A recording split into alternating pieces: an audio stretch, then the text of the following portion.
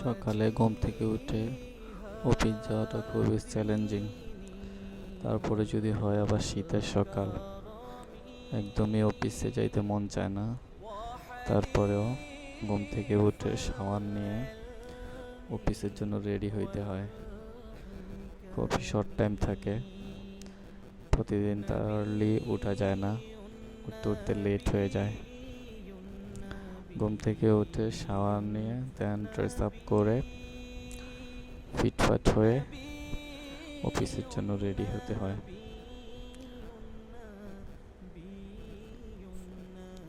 যদিও একটু নাস্তা করে নেওয়া প্রয়োজন ছিল, কিন্তু এত সকালে নাস্তা করার মুড ছিল না।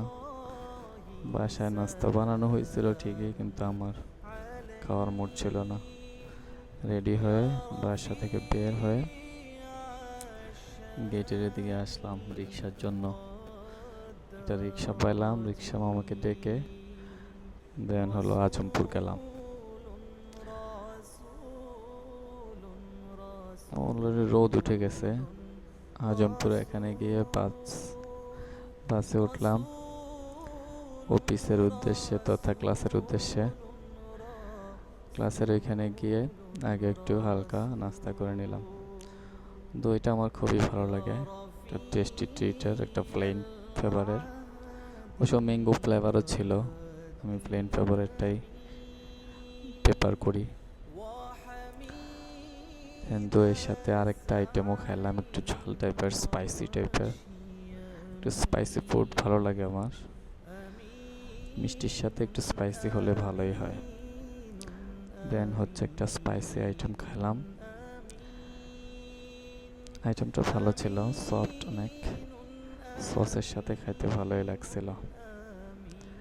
খেয়ে তারপর ক্লাসে চলে আসলাম। রেজা টাওয়ারের দোতলায় আমাদের অফিস, JLC ট্রেন্স, যেখানে জাপানিজ ভাষা শেখানো হয়, লার্নিং এবং জাপানে যাওয়ার ফুল প্রক্রিয়া প্রসেস করা হয়। সেন্সে ছিল, সেন্সের সাথে পড়ালেখা করলাম।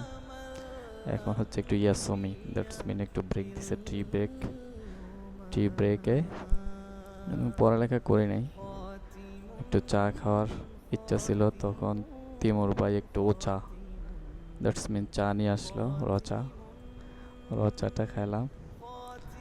রচা খেতে খেতে আমি আমার ইয়াসমিটা ফিনিশ করলাম। Overall my experience in this centre is super.